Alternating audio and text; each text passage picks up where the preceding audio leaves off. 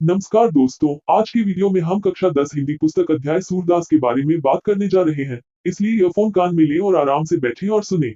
सूरदास कवि परिचय। भक्तिकालीन हिंदी साहित्य के श्रेष्ठ कविवर सूरदास सगुण काव्यधारा की कृष्ण मार्गी शाखा के कवि हैं।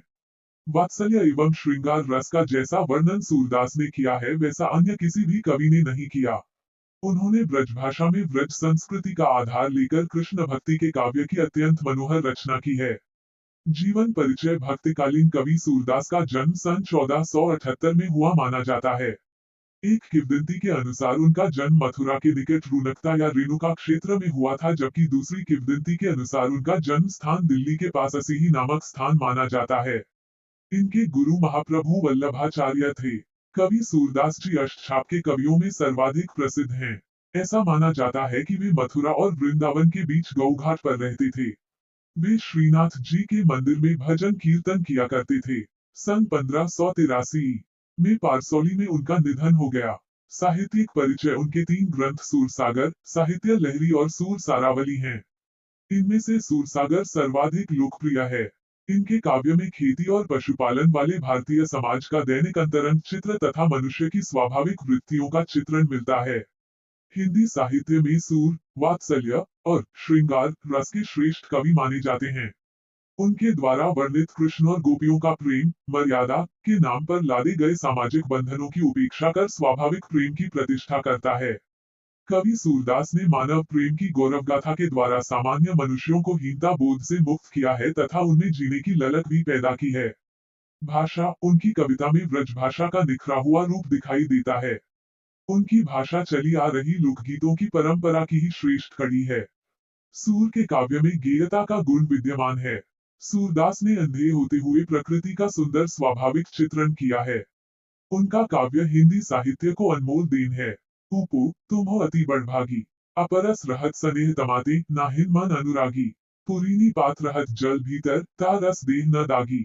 ज्यों जल माहे तेल की गागरी बूंद न ताकी लागी। प्रीति नदी में पाऊं न बूरबी दृष्टि न रूप परागी। सूरदास अबला हम मोरी गुर बाटी ज्यों पागी। माया उद्धव पर व्यंग्य करती हुई गोपियों कहती हैं कि तुम बहुत ही भाग्यशाली हो। तुम स्नेह के धागे से बंधे हो फिर भी उससे अनुरक्त नहीं हुए, अर्थात तुम कभी भी स्नेह के बंधन से नहीं बंधे, इसलिए तुम हमारी विरह की वेदना को नहीं समझते। इसलिए हमें निर्गुण भक्ति का संदेश देने आए हो, किंतु तुम्हारे संदेश का हम पर कोई प्रभाव नहीं पड़ेगा। जिस प्रकार कमल का पत्ता जल के अंदर रहता है लेकिन उस पर कहीं भी जल का दाग नहीं लगता, जिस प्रकार तेल की गगरी जल के भीतर रहे फिर भी उस पर एक बूंद जल नहीं लगता, उसी प्रकार से तुम्हारे द्वारा दिए गए निर्गुण भक्ति के उपदेशों का हम पर तनिक भी प्रभाव नहीं पड़ेगा, क्योंकि हम सभी कृष्ण प्रेम में इतनी लीन हैं कि उस पर तुम्हारे उपदेश कोई प्रभाव नहीं कर सकते। तुमने कभी प्रेम रूपी नदी में अपना पीर नहीं डुबोया, नहीं तुम्हारी दृष्टि किसी के सौंदर्य से मुग्ध हुई है, इसीलिए तुम हमें कृष्ण को भुलाने का संदेश दे रहे हो। अगर तुमने कभी किसी से प्रेम किया होता तो तुम कृष्ण प्रेम को छोड़कर योग निर्गुण साधना को अपनाने का संदेश नहीं देते। कवि सूरदास कहते हैं कि गोपियों ने आगे कहा, हम भोली नारी हैं। हम तो कृष्ण प्रेम में ऐसी दीवानी हैं जैसे छींटी गुड़ से लिपटती है। अतः हमें चाहकर भी तुम कृष्ण प्रेम को भुलाने के लिए विवश नहीं कर सकते। मन की मन ही मांझ रही, कहिए जाय कौन पैहु धौ, नहीं परत कही। अवधि आधार आसावन की, तन मन बिथा सही। अब इन जोग सेंदे सुनी सुनी सुनी, बिरहिनी बिरह दही। चाहती होती गुहारी जिथि ते, उत्ते धार वही। सूरदास अब धीर धर ही क्यों, मर्यादा न लही। व्याख्या। कवि कहते हैं, गोपियों कृष्ण द्वारा भेजे गए संदेश की सुनकर उद्धव से कहने लगी, हमारी कृष्ण से मिलने की आशा मन में ही रह गई। हे उद्धव, तुम अपने संदेश का वर्णन करते रही किंतु हम पर उसका कोई प्रभाव नहीं पड़ेगा, क्योंकि हमारे मन पर कृष्ण प्रेम की कई परतें हैं। तुम्हारे निर्गुण ब्रह्म को अपनाने के संदेश को जानकर हमें ऐसा लगता है कि हमने व्ययम ही कृष्ण से मिलने की आशा में समय गवाया है। हमारे तन मन ने विरह की जाग को सहा है। अब तुम्हारे इस योग के उपदेश को सुनकर हम विरह की अग्नि में और अधिक जल उठी हैं, क्योंकि अब हमने कृष्ण प्रेम को न त्यागने का पक्का इरादा कर लिया है। तुम्हारी योग साधना के उपदेश का हम पर कोई असर नहीं हो रहा। हम तो चाहती थी कि कृष्ण को पुकारे, लेकिन यहाँ तो योग की धारा बह रही है, अतः हमारी पुकार कृष्ण तक कैसे पहुंचेगी। सूरदास कवि कहते हैं कि गोपी कहने लगी, अब हम धैर्य कैसे धारण करें। हमारी तो मर्यादा भी नहीं रही, अर्थात हम तो कृष्ण प्रेम में दीवानी अपनी सामाजिक मर्यादा के बंधनों को भी छोड़ चुकी हैं।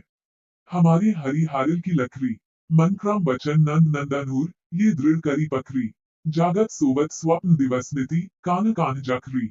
सुनत जोग लागत है ऐसी, ज्यों करुई ककरी। सूतो व्याधि हमको ले आए, देखी सुनी न करी। ये तो सूर तिन्ही ले सौंपी, जिनके मन चक्री।